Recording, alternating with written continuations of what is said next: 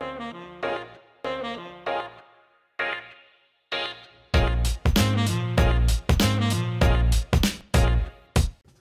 how's it going? And welcome to Whisky Whims with me, Stuart. Today I'm going to reveal my Whisky of the Year for 2023. Now how I do my Whisky of the Year is, it's not necessarily a whisky that's came out in 2023, it's a whisky that I have enjoyed thoroughly throughout the year, or perhaps on a smaller time scale as it's that good. So there's a couple honourable mentions I wanted to put forward, and a little discussion on value as well, kind of price points, because my Whisky of the Year is under £100. There's also the discussion of accessibility, because my Whisky of the Year is also no longer accessible unless you go on the auctions, and even with regards to vicinity or availability of location, it's not necessarily a great Whisky of the Year for everyone, because it's just not that accessible. UK, not too bad. I think possibly Netherlands or maybe Europe might get it, but other than that it's pretty limited. So I wanted to do some honourable mentions for ones that are more available, but I've looked at my I've looked at my drinking habits and what I've enjoyed throughout the year, and it's mainly independent bottles, and it's mainly quite exclusive, if not inaccessible. I don't want to say exclusive because exclusive maybe isn't the right word, but not as accessible to everyone. So the first one I'm going to talk about, and I've reviewed all these, the first one's this Hazelburn.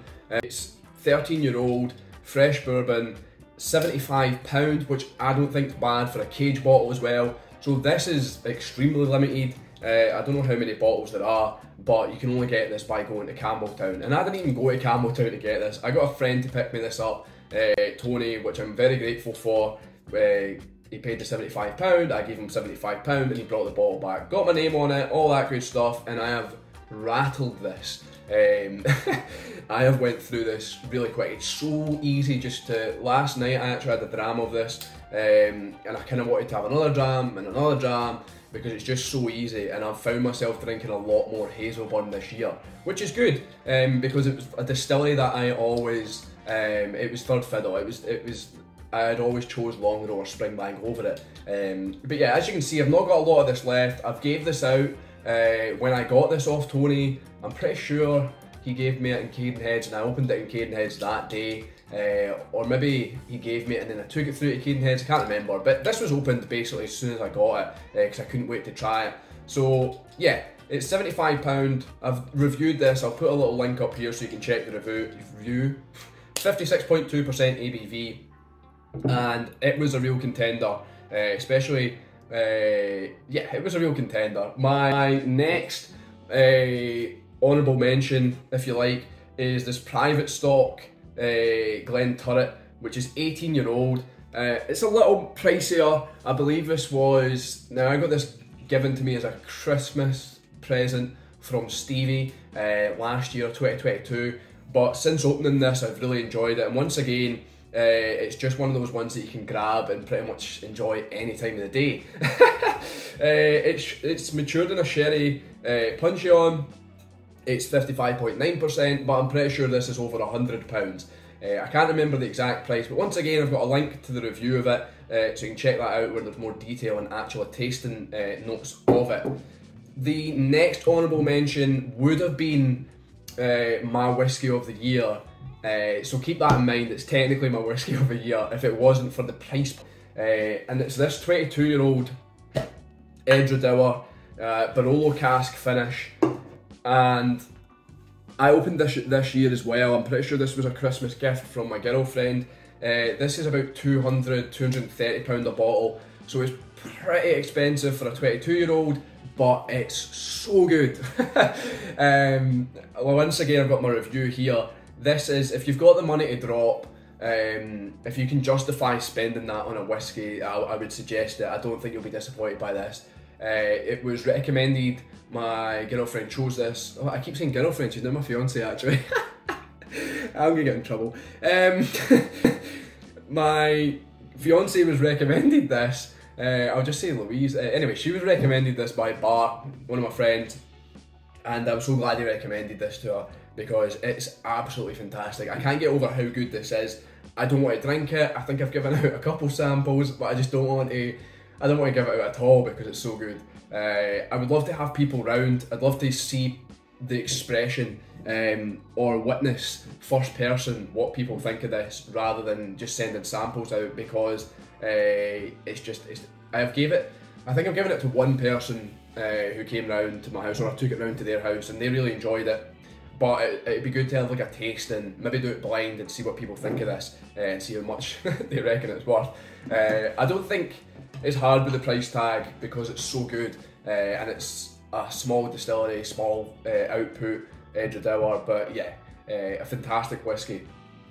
So, my whiskey of the year, I do not have the bottle because it's dead, and I do not have a replacement bottle because I'd have to go in the auction. It's a Balmanac 15-year-old from Dornoch. I'm pretty sure I opened it in 2022. I know when I opened it because we were at Eight Doors, we were at John O'Groats visiting Ryan for his birthday. So I opened the Balmanac 15 with him and company with the Thames guys. So it's got good memories and it might be a bit sentimental, but I love that whiskey. The reviews here, I can't remember the price point exactly. I think it was maybe about £85, £80. They've got a new one out. Balmanac 10 that was quite available. It's slightly different, but the 15-year-old was just it felt like an old school. I mean, I'm not that old, I've not been drinking whiskey as long as many other people, but it just felt like a stripped back, simple, old school whiskey, and yeah, I loved it, and I did rattle that as well. I don't think I went through it as quick as this because this was only opened this year, but once I got into that bottle, I think the first neck pour in that I was kind of like, I'm not sure about this. I'm not too sure, but once I started getting past it, it opened up dramatically, and it was just one that it sat on this side of the shelf. I've got a little kind of Dornoch area or Thompson Bros area, and I've got the SRV5 there still. I've got other Dornoch ones, Tormore 28, that I'm struggling to finish because it's good and I don't want to kill it. But the 15 Balmanac was just, every time I was just grabbing it. I went to the Dornoch shelf and I looked at it and I was like, yep, Balmanac 15, Balmanac 15. So that's my whiskey of the year. It'd be interesting to hear what your whiskey of the years are, whiskies of the year. If you put it in the comments and let me know, because yeah, I've enjoyed some great whiskey this year, and I do believe if I look around my shelf, it's predominantly from independent bottlers.